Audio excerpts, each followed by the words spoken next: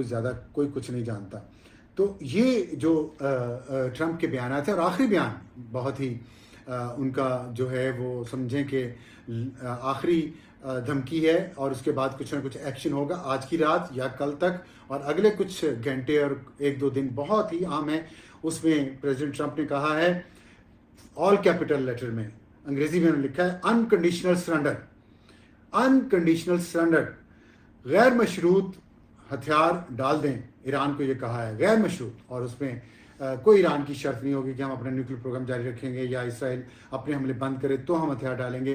انہوں نے کہہ دیا ہے پریزیڈنٹ ٹرمپ نے انکنڈیشنل سرنڈر. اور یہ سب کچھ کیسے ممکن ہوا, یہاں تک بات کیوں پہنچی؟ بات یہاں تک اس لیے پہنچی کہ اسرائیل پچھلے 5 دنوں کی جو جنگ جاری ہے, پچھلے 5 دنوں میں ناکام ہو چکا ہے ایران کا میزائل پروگرام تباہ کرنے میں, ایران کا نیوکلیر پروگرام تباہ کرنے میں. حالانکہ اصفہان میں جو ان کے نیوکلیر انسٹالیشن تھے, تبریز میں تھے, تہران کے پاس تھے, ان پہ اس نے مسلسل حملے کیے. لیکن جو سب سے ان کا اہم نیوکلیر انسٹالیشن ہے وہ فوردو, ایک پہاڑی علاقہ ہے ایران میں, وہاں پہ ہیں, اور وہ انڈر گراؤنڈ ہیں اور وہ بہت گہرائی میں ہیں. وہاں پہ جو ایران کے طیارے اسرائیل کے طیارے جا کے حملہ کرتے رہے, وہاں تک انہوں نے میزائل بھی بھیجے لیکن اس کو تباہ نہیں کر سکے.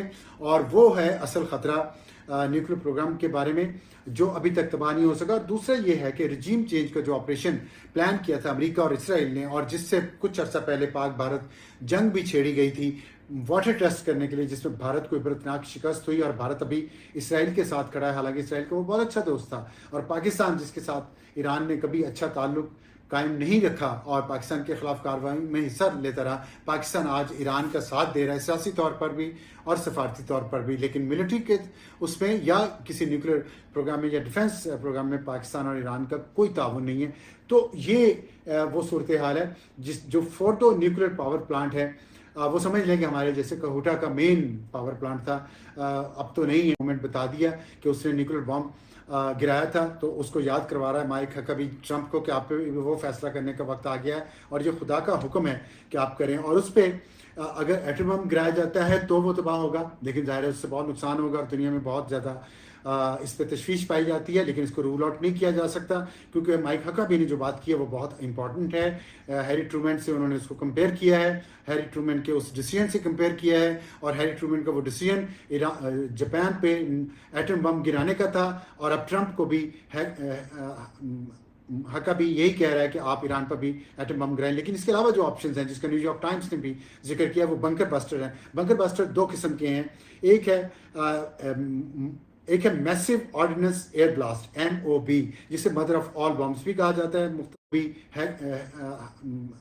ہکبی یہی کہہ رہا ہے کہ آپ ایران پر بھی ایٹم بم گرانا پڑا. آپشنز کیا ہیں, میں اب آپ کو ذرا تھوڑا اس میں ڈیفنس پوائنٹ آف ویو سے جو ٹیکنیکل چیزیں ہیں وہ میں بتا دوں. ہیری ٹرومین کا میں نے آپ کو مومنٹ بتا دیا کہ اس نے نیوکلیر بام گرایا تھا, تو اس کو یاد کروا رہا ہے مائک ہکبی ٹرمپ کو کہ آپ پہ وہ فیصلہ کرنے کا وقت آ گیا ہے, اور یہ خدا کا حکم ہے کہ آپ کریں. اور اس پہ اگر ایٹم بم گرایا جاتا ہے تو وہ تباہ ہوگا, لیکن ظاہر ہے اس سے بہت نقصان ہوگا, اور دنیا میں بہت زیادہ اس پہ تشویش پائی جاتی ہے. لیکن اس کو رول آؤٹ نہیں کیا جا سکتا, کیونکہ مائک ہکبی نے جو بات کی ہے وہ بہت امپورٹنٹ ہے.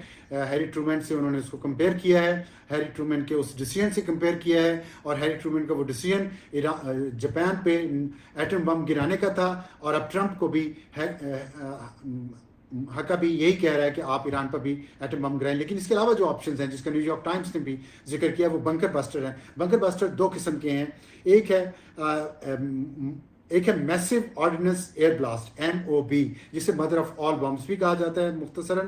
وہ 30 فٹ لمبا ہے, اور اس میں 22,000 پاؤنڈ جو ہے وہ بارود بھرا جا سکتا ہے, اور وہ 200 فٹ نیچے تک زمین کے جتنے بھی وہاں پہ انسٹالیشن ہوں گے اس کو تہس نہس کر سکتا ہے.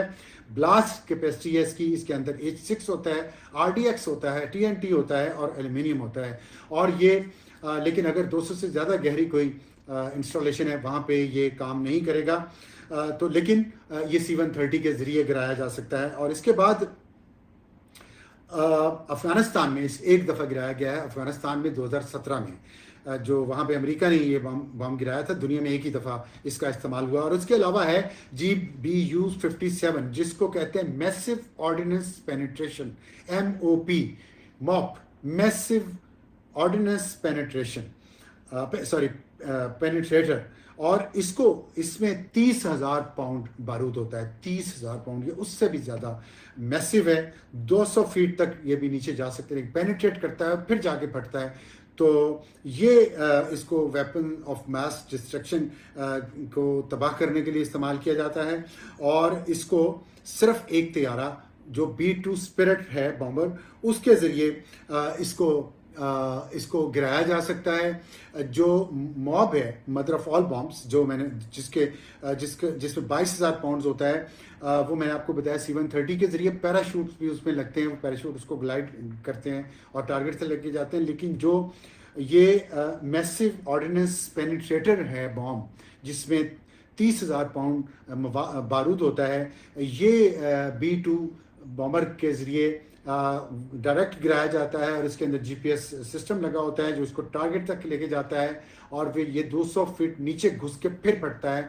और इस तरह के बहुत सारे बॉम्ब्स गिराए जाएंगे फोर्दो पे, जो इस वक्त तक जो इतलात आ रही हैं, और जो मैंने आपको बताया है कि न्यूयॉर्क टाइम्स ने भी जो खबर दी है, उसमें भी उन्होंने यही कहा है कि इस वक्त ट्रंप के पास ऑप्शंस बहुत कम हैं, और वो